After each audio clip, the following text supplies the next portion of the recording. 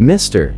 Elon Musk seems to have forgotten to consult his artificial intelligence Grok before announcing the establishment of a party. Or does he think his artificial intelligence is not smart enough to help him make this decision? In any case, by asking Grok relevant questions, I found that Grok does not think it is wise for Musk to establish a third party. My question is, what do you think are the chances of establishing a third political party in the United States and dominating American politics? Here is Grok's answer. Establishing a third political party in the United States that dominates American politics is a tall order, and the odds are slim due to structural, cultural, and historical factors.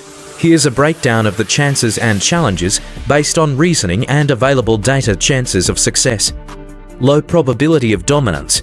The likelihood of a third party not just emerging but dominating consistently winning major elections like the presidency or controlling Congress is extremely low, likely under 5% in the near to medium term next 10 to 20 years. This is because the US political system is heavily rigged against third parties, and dominance requires overcoming entrenched voter loyalty, institutional barriers, and resource disparities. Historical precedent. No third party has ever permanently displaced the two major parties, currently Democrats and Republicans, in US history. The last significant shift was the Republican Party replacing the Whigs in the 1850s, but this was a rare realignment during a period of intense national crisis, slavery, and the Civil War. Even then, the Republicans absorbed much of the Whig base rather than starting from scratch. Modern third parties, like the Libertarians or Greens, have never exceeded single-digit vote shares in presidential elections. For example, Ross Perot's Reform Party got 8.4% in 1996, the best third party showing in recent decades. Potential for influence, not dominance. A third party could gain traction as a spoiler or coalition partner in specific elections, especially in a highly polarized or fragmented political climate. For example, a centrist or populist party could siphon votes from both major parties if dissatisfaction with the status quo peaks. However, translating this into dominance is a different beast, requiring sustained wins across local, state, and federal levels. Key barriers. 1. First past the post voting. The US uses a winner-takes-all electoral system, which mathematically favors a two-party duopoly Duverger's law.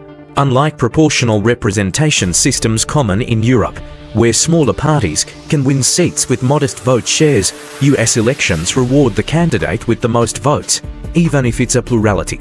This discourages voters from wasting their vote on third parties, as seen in the spoiler effect. For example, Ralph Nader's Green Party in 2000 blamed for splitting the Democratic vote. 2. Electoral College. The presidency is decided by the Electoral College, where electors are allocated state by state on a winner-takes-all basis, except in Maine and Nebraska. A third party would need to win entire states outright to secure electoral votes, a near impossible task without massive regional support. For example, Perot in 1990 got 19% of the popular vote, but 0 electoral votes. 3. Ballot access laws.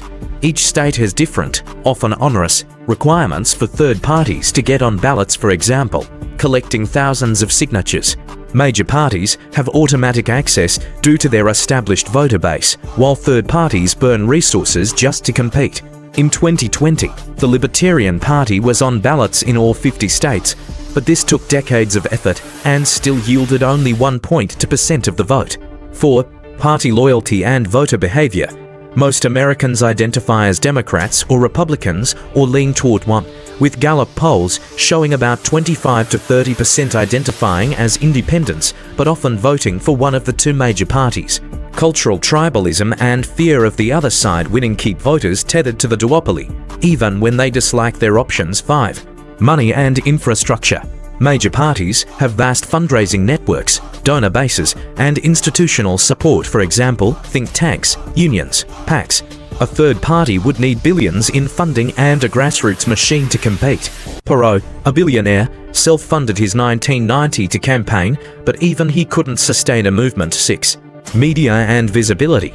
Mainstream media often marginalizes third parties, focusing on the horse race between Democrats and Republicans. Debates, controlled by the Commission on Presidential Debates run by the two major parties, set high polling thresholds, 15% for inclusion, locking out third-party candidates. Scenarios for a third party to gain traction. While dominance is unlikely, a third party could gain relevance under specific conditions. Major party collapse.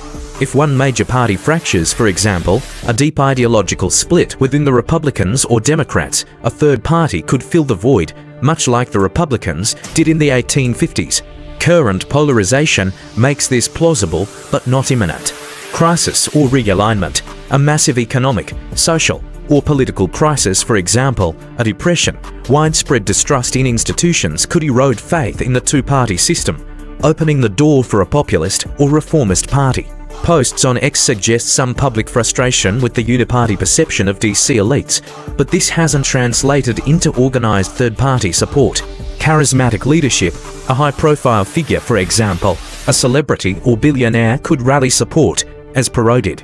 Someone like Elon Musk or a unifying populist could leverage media and personal wealth, but sustaining a party beyond their persona is tough. Electoral reform. Switching to ranked choice voting, RCV, or proportional representation could give third parties a fighting chance. RCV, used in places like Maine and Alaska, lets voters rank candidates, reducing the spoiler effect. However, nationwide adoption is a long shot due to resistance from entrenched powers. What would it take to dominate? A third party would need a broad, cohesive platform appealing to a diverse coalition, for example, centrists fed up with polarization, or a mix of economic populism and social moderation. Massive funding and professional organization rivaling the major parties. Wins in local and state elections to build credibility before tackling Congress or the presidency. A cultural shift where voters abandon lesser evil voting en masse. Electoral reforms to level the playing field.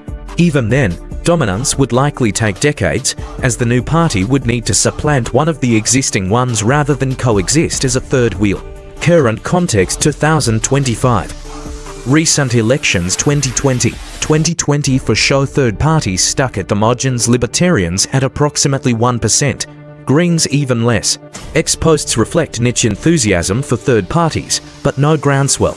The two major parties are polarized but resilient, adapting to populist pressures, for example, Trump's influence on the GOP, progressive pushes in the Democratic Party. No third party currently has the infrastructure or public support to challenge the duopoly meaningfully. Conclusion. The chances of a third party dominating American politics are slim, under 5% in the next couple of decades due to systemic barriers and voter inertia. A third party could gain influence as a spoiler or regional force, 10 to 20% chance of winning a few House seats or a state, but supplanting the Democrats or Republicans would require a perfect storm of crisis, leadership, and reform. If you're rooting for a third party, focus on local wins and pushing for ranked choice voting to chip away at the duopoly's armor. If you want me to dig deeper into a specific aspect, for example, historical third-party attempts, current third-party platforms, or electoral reform, let me know. I can also check X for real-time sentiment or search for recent developments if that'd help.